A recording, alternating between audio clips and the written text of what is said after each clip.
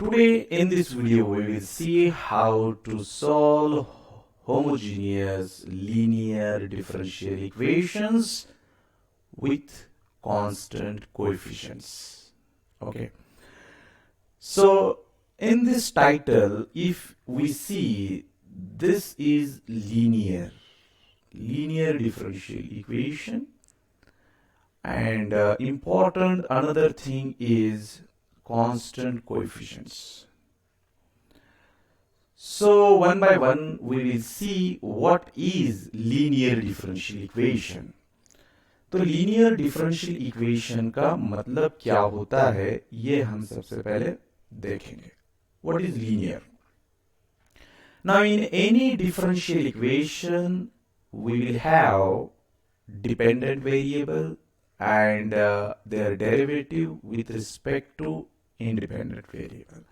Now look at this differential equation, and if you see this equation, then you can easily understand what is the linearity.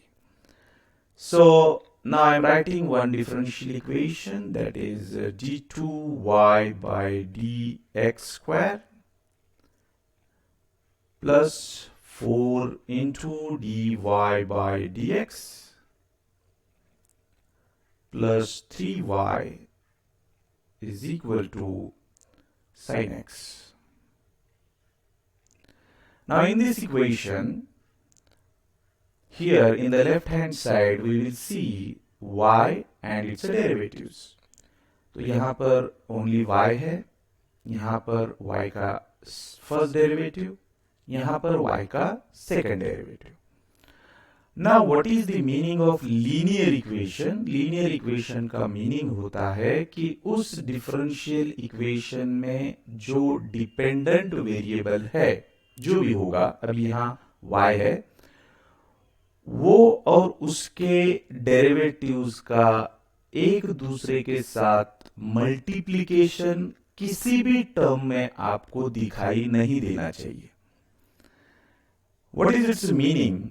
Meaning is, मान लीजिए आपका y dependent variable है और आपके differential equation में y into dy by dx plus something d2y by dx square like this, ऐसा दिख रहा है. So this is not linear equation. How we can identify it? This is not linear because in this equation यहाँ पर y dependent variable और उसका derivative दोनों का प्रोडक्ट है.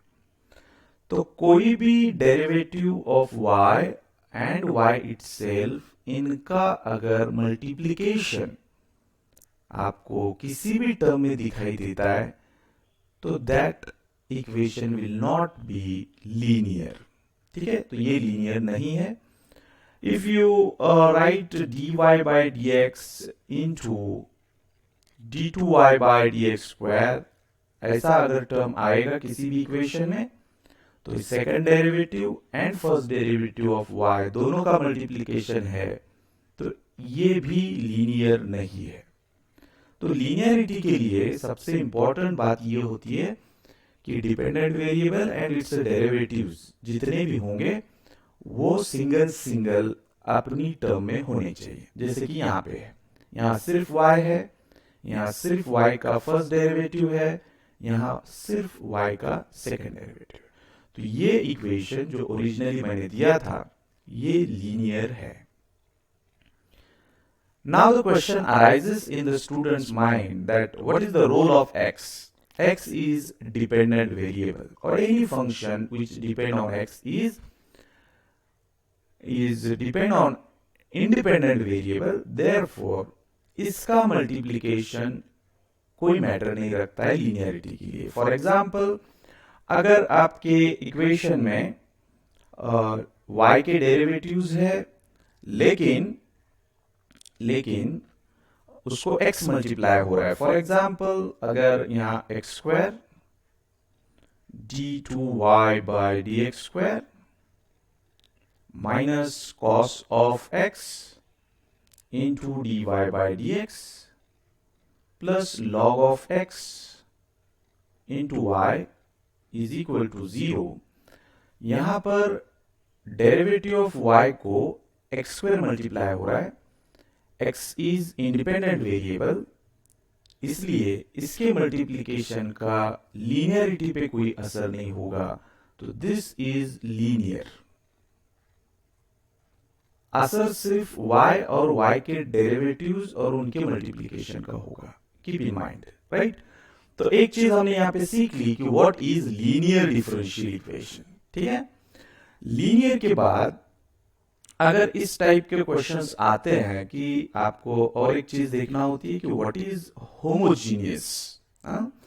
होमोजीनियस में क्या होता है कि होमो means same, genius means degree, तो सबकी डिग्री सेम होनी चाहिए और उसमें इंडिपेंडेंट वेरिएबल जो भी रहेगा वो सेपरेटली नहीं लिखा होना चाहिए। For example, if you look at this equation, यहां पर जो सेकंड डेरिवेटिव है उसको अगर हम ऐसा ब्रैकेट देते हैं तो इसका डिग्री 1 हो जाएगा। यहां पर फर्स्ट डेरिवेटिव है उसको ब्रैकेट देते हैं तो उसका भी डिग्री 1 हो जाएगा, y का डिग्री भी 1 हो जाएगा। तो यहां लेफ्ट साइड में डिपेंडेंट वेरिएबल और उसके सारे डेरिवेटिव्स का डिग्री 1 1 1 है, मतलब सेम है, मतलब ये होमोजीनियस के जैसा दिख रहा है। लेकिन राइट हैंड साइड में आपको साइन एक्स दिख रहा है। साइन एक्स में भले ही y या y का कोई डेरिवेटिव नहीं है, लेकिन it is a function of x, therefore ये फंक्शन ऑफ x जो है वो अगर आपको दिखेगा तो वो होमोजीनियस इक्वेशन नहीं बनेगा। तो होमोजीनियस के लिए सबसे इंपॉर्टेंट बात है कि जितने भी y और y के डेरिवेटिव्स है उनका डिग्री 1 होना चाहिए और राइट हैंड साइड पूरी तरीके से 0 होना चाहिए। इसका मतलब अगर आपके इक्वेशन में डबल डेरिवेटिव है y का, then 4 into dy by dx है first derivative, then plus 3y and equal to 0, 0 जब रहेगा तब ये इक्वेशन बोला जाएगा होमोजीनियस, होमोजीनियस डिफरेंशियल इक्वेशन। तो now this equation is a homogeneous plus linear. Okay, now see the coefficients of dependent variable and its derivatives. यहां पर y का कोएफिशिएंट 3 है, फर्स्ट डेरिवेटिव ऑफ y का कोएफिशिएंट 4 है and d2y by dx square का coefficient कुछ नहीं मतलब 1 है। तो ये 1, 4 and 3 all are constants. Therefore, this equation is called as linear homogeneous differential equation with constant coefficients. और एक मिसअंडरस्टैंडिंग ये होती है पढ़ते वक्त कि मान लीजिए मैंने एक डिफरेंशियल इक्वेशन लिखा that is cos of alpha into dy by dx minus sine of alpha into y equal to 0। Now right hand side में 0 है, y का डिग्री 1 है, dy बाई dx का डिग्री 1 है, मतलब ये होमोजीनियस हो गया। 1 1 है मतलब वो लीनियर भी हो गया। तो क्या ये differential equation with constant coefficient है? तो कांस्टेंट का meaning always students are considering that constant means numbers. तो यहां पर आपको एक चीज क्लियर करना है कि कांस्टेंट मींस ऐसी quantity which is independent of the variable from which we are taking derivative. मतलब आपने इस एग्जाम्पल में x से डेरिवेटिव लिया है तो यहां x का कोई भी फंक्शन नहीं होना चाहिए, ऐसा फंक्शन जिसमें x नहीं दिखना चाहिए। Now look at this, this is cos alpha. Alpha का और x का कोई ताल्लुक नहीं है, भले ये कांस्टेंट नंबर नहीं दिख रहा है लेकिन इसमें x नहीं है, that's why we can treat this as a constant. तो ये होमोजीनियस है, लीनियर है, as well as with constant coefficients भी है। तो एक बात क्लियर कर लीजिए कि कांस्टेंट कोएफिशिएंट का मतलब ऐसे कोएफिशिएंट्स जिसमें इंडिपेंडेंट वेरिएबल बिल्कुल भी दिखाई नहीं दे, फिर चाहे वो कॉस अल्फा लिखिए, नंबर्स लिखिए, व्हाटएवर, एक्स नहीं दिखना चाहिए उसमें, तो वो कांस्टेंट ही रहेगा उस डिफरेंशियल इक्वेशन में अगर आपका derivative with respect to X है। अगर आपका derivative with respect to time है, टी है, तो यहाँ टी का कोई भी फंक्शन नहीं दिखना चाहिए। फिर नंबर भी दिखेंगे तो भी कांस्टेंट, और नंबर के अलावा कोई फंक्शन दिखता है और उसमें टी नहीं है तो वो भी ट्रीटेड एज अ कांस्टेंट। तो इस प्रकार से हम अंडरस्टैंड करेंगे कि क्या लीनियरिटी होती है, what is homogeneous nature of the differential equation, and what is the meaning of differential equation with constant coefficients, right? अब सवाल आता है कि how to solve these type of equations. Now look at this. If I will write this equation, d2y by dx square minus 5 into dy by dx plus 6y is equal to 0. सबसे पहले आपको इस differential equation को समझ के लेना होगा या उसके ये कौन से टाइप का है। तो यहां पर देखिए राइट साइड में पूरी तरीके से 0 है और जितने भी डिपेंडेंट वेरिएबल और उसके डेरिवेटिव्स यहां दिखाई दे रहे हैं उनका डिग्री सेम है, 1 1 1। जरूरी नहीं कि 1 ही हो, सेम होना चाहिए, मतलब ये सेम डिग्री देता है, मतलब ये होमोजीनियस है, इट इज अ होमोजीनियस, ठीक है। और वो सेम डिग्री कुछ भी हो सकती है, 2 हो सकती है, 3 हो सकती है, 4 हो सकती है, लेकिन वो डिग्री अगर 1 रहेगी तो वो लीनियर हो जाता है। तो यहां पर इसका डिग्री 1 है, इसका भी 1 है, तो ये लीनियर भी है। अगर ये 2 2 होती इसकी डिग्री, ब्रैकेट सर पे 2, इसका ब्रैकेट सर पे 2, वाई स्क्वायर, तो ये होमोजेनियस हो जाता क्योंकि सबका डिग्री 2 2 2 है, लेकिन वो लीनियर नहीं होता, है ना। तो ये 1 है इसलिए लीनियर भी है। और if you see the constants coefficients, these are the 1 -5 and 6, तो ये विथ कांस्टेंट कोएफिशिएंट्स भी है, विथ कांस्टेंट कोएफिशिएंट्स। तो हमने क्लियरली इस डिफरेंशियल इक्वेशन को डिफरेंशिएट किया कि this is of the type homogeneous, linear with constant coefficients. जब कोई डिफरेंशियल इक्वेशन होमोजेनियस रहता है, लीनियर रहता है और विथ कांस्टेंट कोएफिशिएंट्स रहता है, तो उसको सॉल्व करने का एक तरीका है।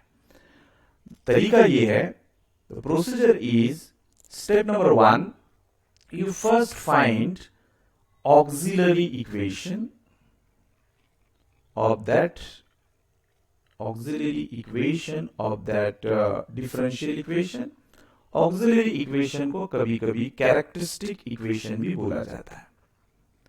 तो characteristic equation और auxiliary equation ये सिर्फ आप उन्हीं differential equations का बना सकते हो जो homogeneous, linear with constant coefficients रहेंगे, ठीक है। नाउ दूसरी चीज, उस ऑक्सिलरी इक्वेशन को सॉल्व करके, step number 2, solve that auxiliary equation, solve auxiliary equation and get roots of that auxiliary equation. और उस रूट्स का यूज करके आप इस डिफरेंशियल इक्वेशन का सॉल्यूशन लिखोगे, ठीक है। Now the question arises again in students mind that what is auxiliary equation, how we will get it, and what is the significance of that auxiliary equation, और we can say characteristic equation. तो सबसे पहले हमें ये समझना होगा कि ये क्या चीज होती है। इसको समझने के लिए let us have one example, और एक ऑर्डिनरी एग्जांपल लेते हैं जिससे हम समझने की कोशिश करते हैं कि व्हाट इज ऑक्सिलरी इक्वेशन। तो ये देखिए, इस एग्जांपल में अगर हमने ये डिफरेंशियल इक्वेशन लिया है तो इसका ऑक्सिलरी इक्वेशन कुछ इस तरीके से आएगा। Now this is the double derivative of y, तो कांस्टेंट जो भी है उसका कोएफिशिएंट एज इट इज लिखिए, and the double derivative is replaced by m square. Third derivative होता तो m cube, fourth derivative if it is there, then we can write m raised to 4 like that. Minus, next step should be 5, and it is the first derivative, so you write m plus 6, and here is no derivative, so we can write it is 1 equal to 0. So this is an algebraic expression. We call it as a quadratic equation in m. We can solve it and we will get two roots of this equation, and these roots will give us solution of this differential equation. But the natural thinking is that why we are replacing double derivative by m square, single derivative by m, and y as a 1. Because these are the analytical operations. Derivative ले रहे हैं हम, मतलब it is an operator, and that operator applying on y twicely here. So procedure of applying the derivative or differential operator is the different thing, and this is not a operator, this is a multiplication. This is not a multiplication, ये multiplication है. तो how we can replace derivative by such a quantity which is algebraic? This is the analytical quantity because the differentiation involves there, and this is the algebraic quantity because यहाँ पर multiplication हुआ है. ये कैसे possible होता है, इसको क्या logical reasoning है, ये हम देखेंगे. Now let us have one example, that is dy by dx plus 3y is equal to 0. Okay. Now this is a differential equation and we are interested to find the solution of this differential equation. Means इसका मतलब क्या होता है? इसका मतलब यह होता है कि हमको ऐसा y ढूंढना है जो y की वैल्यू हम यहां और यहां रखेंगे तो ये दोनों के एडिशन का आंसर 0 आना चाहिए.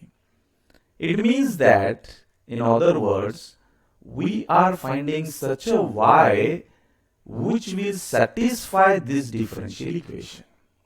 So obviously, अगर आप यहां पर y की वैल्यू आइडेंटिकली 0 लेते हो, सपोज y इज आइडेंटिकली 0, तो 0 का डेरिवेटिव 0 हो जाएगा, प्लस 3 इंटू 0 0 हो जाएगा और इक्वल टू 0 आ जाएगा. मतलब ये फंक्शन इस डिफरेंशियल इक्वेशन को सेटिस्फाई करेगा. इसका मतलब ये y is equal to 0 is a solution of this equation number 1.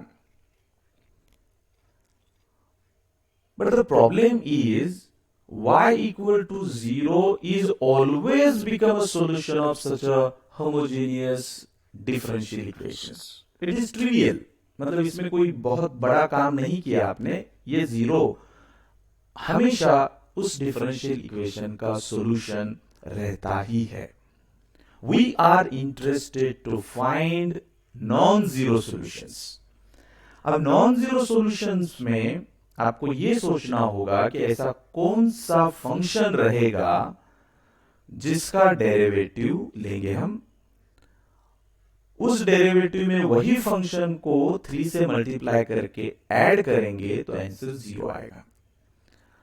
अब 0 के अलावा कोई और ढूंढना है और इनका एडिशन का आंसर 0 होना चाहिए. ये तो तभी पॉसिबल है जब आपका y ऐसा होना चाहिए जिसका डेरिवेटिव लेने के बाद भी उसका बेसिक फॉर्म चेंज नहीं होना चाहिए। जैसे कि अगर आपका y sin x है तो उसका डेरिवेटिव cos x आएगा, तो साइन और कॉस कभी एक दूसरे के साथ कैंसिल होंगे ही नहीं, और होंगे ही नहीं तो जीरो आंसर आएगा नहीं। It's quite simple. इसका मतलब हमें y इक्वल टू ऐसा फंक्शन चाहिए जिसका डेरिवेटिव लेने के बाद भी उसका ओरिजिनल फॉर्म बदलता नहीं है। तो ऐसा एक ही फंक्शन अवेलेबल है मैथमेटिक्स में, and that is the exponential function. क्योंकि एक्सपोनेंशियल फंक्शन जो होता है उसका आप कितनी बार भी डेरिवेटिव लीजिए वो अगेन एक्सपोनेंशियल फंक्शन ही होता है। एंड दैट्स व्हाई ये फंक्शन एक्सपोनेंशियल ऐसा फंक्शन है जिसका डेरिवेटिव लेने के बाद भी उसका फॉर्म बदलता नहीं है। और ऐसे ही फंक्शन की तलाश है हमें, और वही इनको सेटिस्फाई कर सकता है। That's why the logical reasoning is that कि इसका जो भी सॉल्यूशन रहेगा वो एक्सपोनेंशियल फंक्शन के फॉर्म में ही रहना चाहिए। अब ये मेरा ऑब्जर्वेशन है, और ऑब्जर्वेशन से लॉजिकल कंक्लूजन मैंने निकाला है। लेकिन इसको मैथमेटिकल अगर हम कंस्ट्रक्ट करना चाहते हैं कि हाउ इट इज पॉसिबल, तो आपको क्या करना होगा, इस डिफरेंशियल इक्वेशन को हम सॉल्व करके देखते हैं मैथमेटिकली। तो मैथमेटिकली देखते हैं कि इसका आंसर क्या आता है। तो ये हमने ऐसे लिखा, then for the purpose of separation of variable, इसको हमने ऐसे लिखा। नाउ मेक द सेपरेशन, तो y के सारे टर्म एक तरफ और x के सारे टर्म एक तरफ लिखिए। देन इंटीग्रेशन लीजिए आप इसका, ये मैथमेटिकल प्रोसीजर चल रहा है। और फिर इंटीग्रेशन आप लिखेंगे तो dy upon y is equal to -3 integration of dx। The integration of this is log of y, -3 integration of dx is x. We are ignoring the constant of integration here. Now we remove this log. Y is equal to the base of log is e, therefore its answer is minus e to the power -3x. तो mathematically भी ये prove हो गया कि इसका solution exponential function में ही express होता है।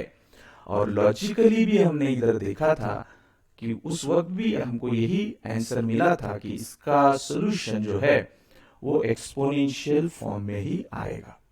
तो एक बात तो तय हो गई कि जो डिफरेंशियल इक्वेशन लीनियर होता है, होमोजीनियस होता है, उनका आंसर, उनका solution, it must be in the exponential form. ठीक है, but how to get this? तो ये तो सिंपल एग्जांपल था, तो सेपरेशन ऑफ वेरिएबल्स से हमने इसको सॉल्व किया क्योंकि ये फर्स्ट ऑर्डर था, मतलब एक ही डेरिवेटिव इसमें मौजूद था।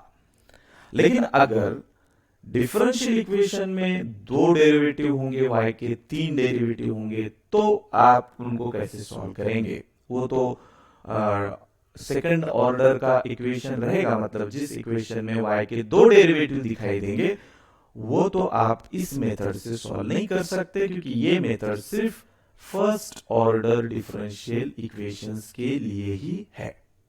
Got it?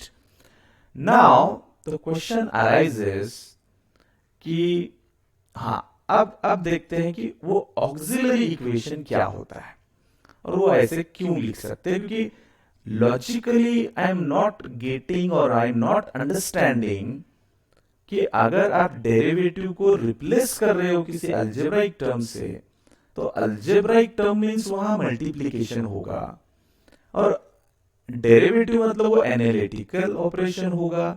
तो how we can replace any analytical term as a algebraic term? तो ये मेरे समझ के बाहर जा रहा है, आपकी भी समझ के बाहर जा रहा है। तो उसको हम थोड़ा सा आपको समझा देते हैं कि वो क्यों हम वैसा लिखते हैं। तो देखिए, इफ वी नो दैट कि अगर होमोजीनियस है और लीनियर है तो उसका आंसर तो एक्सपोनेंशियल के फॉर्म में आता है, ये तो बात तय हो गई। ठीक है, तो अब हम क्या करते हैं, यहाँ पर एक डेरिवेटिव का ऑपरेटर लिखते हैं। तो this is not algebraic, this is analytical. और हमने डेरिवेटिव लिया किसी एक्सपोनेंशियल फंक्शन का e to the power kx का। What is its answer? The derivative of exponential function is again exponential function, and by chain rule ये जो sir पे होता है उसके भी डेरिवेटिव से मल्टीप्लाई करना होता है। तो ये हो गया मल्टीप्लिकेशन।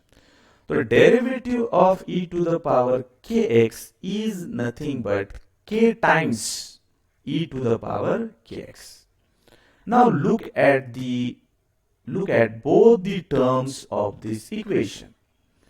अगर आप इक्वेलिटी तो यहां पे है, if you observe the left hand side, यहां पर है एनालिटिकल ऑपरेशन, मतलब d by D x operator apply किया है, it is not a multiplication.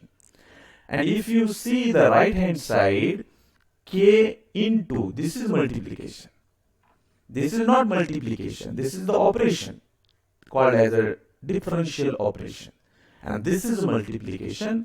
तो लेफ्ट साइड में एनालिटिकल ऑपरेशन है, राइट साइड में मल्टीप्लीकेशन मतलब अलजेब्राइक ऑपरेशन है। Still both expressions are equal. क्या मतलब हुआ इसका? इसका मतलब ये हुआ कि लेफ्ट साइड में जो फंक्शन है e to the power kx, वही फंक्शन राइट साइड में है। तो ये फंक्शन, ये और ये फंक्शन दोनों तरफ आपको सेम दिख रहा है, लेकिन इस फंक्शन का इधर जो कनेक्शन है वो मल्टीप्लिकेशन में नहीं है, ये मल्टीप्लिकेशन में है। इसका मतलब ये होता है कि this d by D x is work like multiplication bye k। तो इसको हम दूसरी भाषा में ऐसा समझ सकते हैं कि किसी भी एक्सपोनेंशियल फंक्शन पे अगर कोई डेरिवेटिव ऑपरेटर अप्लाई होता है तो उसका मतलब k से मल्टीप्लाई करने जैसा ही होता है, राइट। अब देखते हैं हम दो बार डेरिवेटिव लेके क्या होता है। तो अगर समझे हमने यहां पर ये ऑपरेटर अप्लाई किया इस फंक्शन के ऊपर, तो इसका आंसर आएगा, पहला डेरिवेटिव निकलेगा उसमें एक k मल्टीप्लाई होगा, फिर दूसरा डेरिवेटिव निकलेगा उसमें वन मोर k आएगा। So we will get k square into e to the power kx। यहां पर भी देखिए, ये ऑपरेटर जो डबल डेरिवेटिव का है d2 by dx square, that operator is logically equivalent to the k square। तो यहां ऑपरेटर अप्लाई हो रहा है, यहां पर k स्क्वायर मल्टीप्लाई हो रहा है उसी फंक्शन के ऊपर, और दोनों का सॉल्यूशन या दोनों का एक्सप्रेशन इक्वल है। मतलब ये operator is work just like a multiplication bye k square.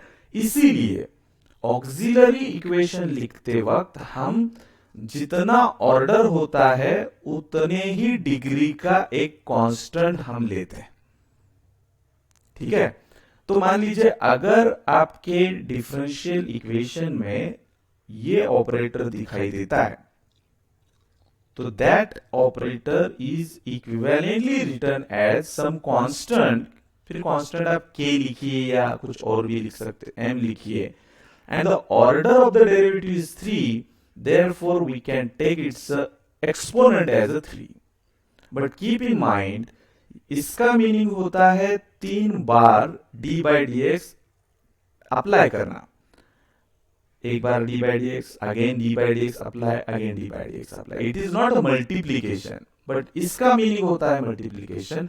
और ये दोनों मैथमेटिकली टोटली डिफरेंट है, क्योंकि ये अलजेब्राइक है और ये एनालिटिकल है, लेकिन फिर भी उसका ऑपरेशन का तरीका, उसका एक्सपोनेंशियल पे जो वो वर्क करते हैं वो सेम आता है। That's why we can replace this analytical operator by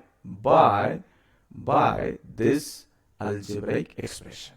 So keep in mind this. Okay, तो ये clear हो गया कि हम क्यों लिखते हैं auxiliary equation. Now the question is how to solve differential equation of such a kind. So let us have one example. Solve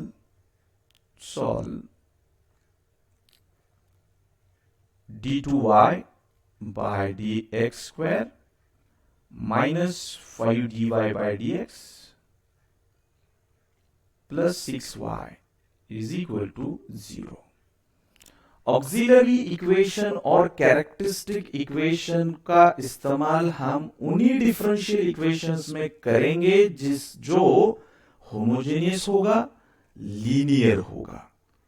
तो ये राइट साइड में 0 है, मतलब ये होमोजेनियस तो पक्का है, और ये लीनियर भी है क्योंकि जितने भी आपके डिपेंडेंट वेरिएबल और उसके डेरिवेटिव्स है उसके पावर्स देखिए कुछ नहीं मतलब 1, dy by dx का पावर भी कुछ नहीं मतलब 1, और डबल डेरिवेटिव का पावर भी कुछ नहीं मतलब 1. तो ये लीनियर भी है और उसके कोएफिशिएंट भी कांस्टेंट होने चाहिए.